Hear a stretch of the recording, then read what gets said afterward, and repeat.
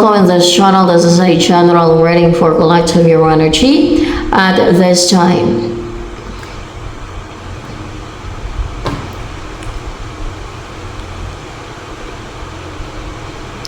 The greatest love of all is easy to achieve. Learning to love safe, it is the greatest love.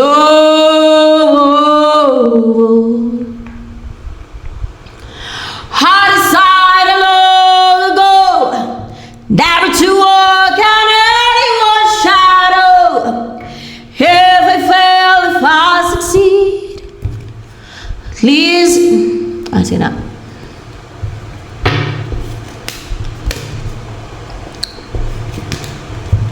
Ay, meron kang defenso.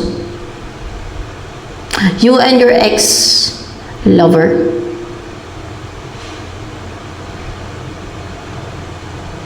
More clarification with this. Two of Cups dito. Clarify ko muna.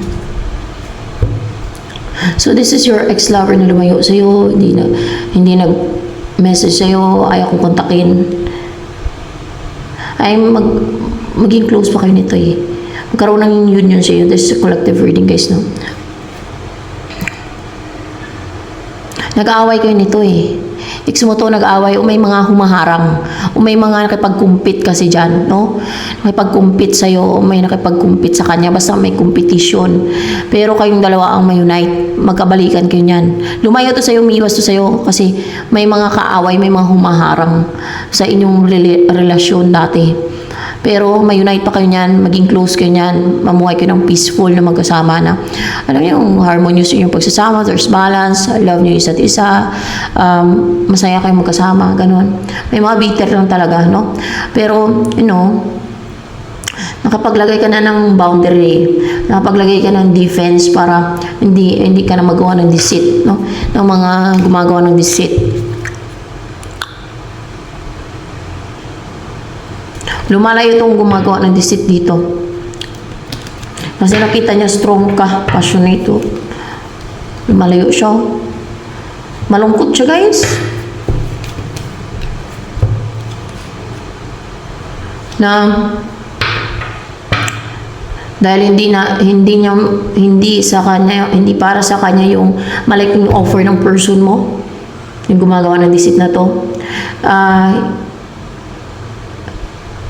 Dahil hindi naman talaga siya yung tunay na empress, hindi naman talaga siya yung tunay na gusto mo pangasawa ng person mo, or siya ay huwad kasi, huwad, no?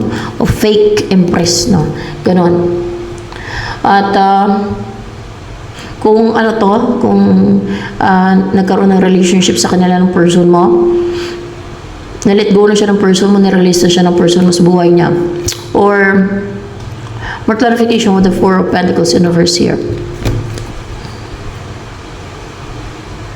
Naklaruhan na si person mo na nirestrict niya pala at binain si person mo kung ano yung ginawa niya dito kay person mo.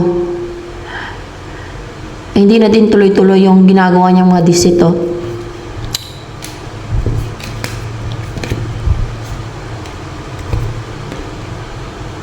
Kasi stable ka na.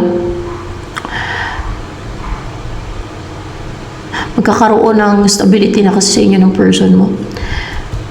Hindi siya happy, hindi siya contented sa buhay niya ngayon. Hindi siya marunong makontento kung ano yung buhay niya.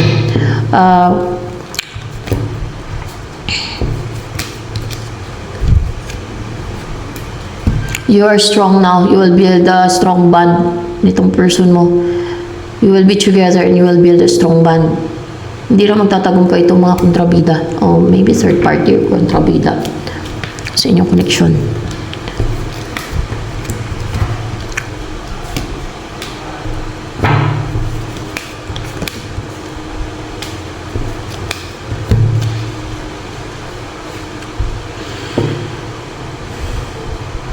Nagtagumpay ka over sa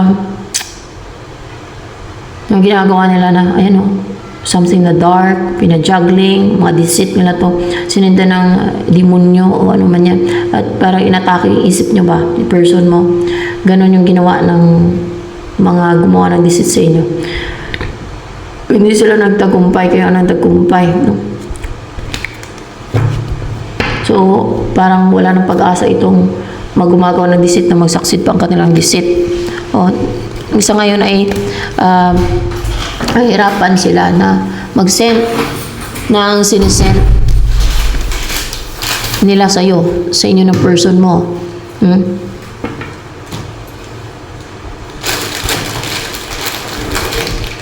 Actually, inaalam pa nila kung weak ka eh, kung mahina ka pa eh, kung mahina ka, still emotional ka o mahina ka eh.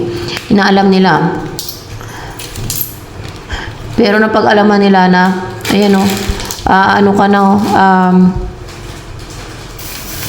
stable yung isipan mo and aware ka na sa mga pinagagawa nila.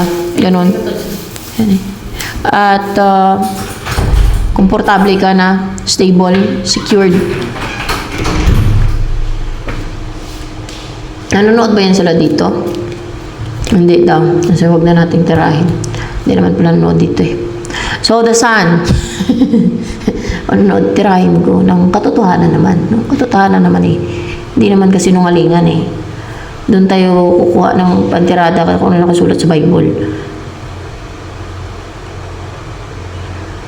So, the sun.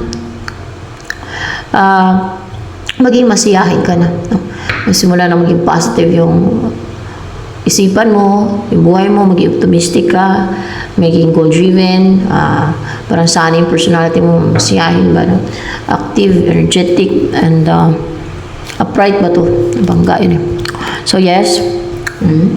And active and energetic, and alam mo yung you will start something new, no? You will start to take action, or you will start something new na mag-grow siya, no? Relationship o kung career or whatever, no?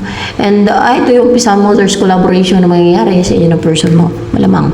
O kung hindi man person mo, ay malamang ibang person, ibang tao, maybe it's a team, no? Na magkaroon ng collaboration sa inyo. May pagbabati dito or pagkakasundo. May mag-reach out sa iyo na makipagkasundo, no? Makipag-usap, no? Kasi nanghinayang to sa iyo eh. Dahil ano na din naman, parang ito na yung tamang taon, maaaring next year na yun. No? Kung hindi man yung taon na to kasi malapit na yung sunod na taon, no? Ilang araw na lang. Ayan. Next year na yan. Maaaring niya na yung divine timing o tawagin niya na yung tamang year para ma-unite kayo, magsama kayong dalawa, no? Na mag-umpisa kayo. May nag-end sa inyo na mag-umpisa kayo ng new beginning, new relationship, o na magkita kayong dalawa. So, ayan. Anong gusto sabihin sa'yo ng person mo na yan na magkaroon ng union sa inyo? Talagang attracted siya sa'yo. Your marriage material. Talagang ikaw yung gusto niya mapangasawa, no? In short, the mother, ikaw yung gusto niya maging, kung babae ka, ikaw yung gusto niya maging nanay ng maging anak niya. Ikaw yung gusto niya mapangasawa, sabihin na natin gano'n, no? Kung lalaki ka, ikaw yung gusto niya maging tatay ng anak niya. So, gano'n lang yun, no?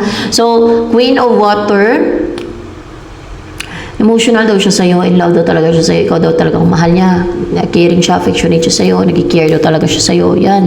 And may mga temptations daw, no? Kasi maaaring may mga nagkakagusto sa kanya, no? Maaaring ginagawa yung siya, pero na-reject niya.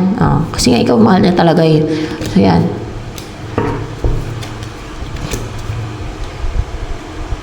And ikaw lang daw talaga dinidesire niya, passionate daw talaga siya sa'yo. Yan, no? Ikaw lang yung dinidesire niya. So, yan. Maring loyal to sa itong person. May inantay talaga siya. Alam mo yung full of desire siya sa'yo na, ano to, intense yun. Pag nagsama kayo, intense yung inyong sex life. Oo. Kasi, maring matagal niya nang inantay ito. And then, see, parang pag-grow yung kanyang desire sa'yo. So, yan. Ito na lang for collective reading. Or patagal yung pagsasama ninyo, mas lalong may intense yung inyong sex life. So, ibig sabihin, may enjoy nyo talaga yun yung pagsasama, pagka ganun. Kasi isa yan sa, nagpapatibay ng bond na mag-partner. Ganun talaga yun, guys. So, yan.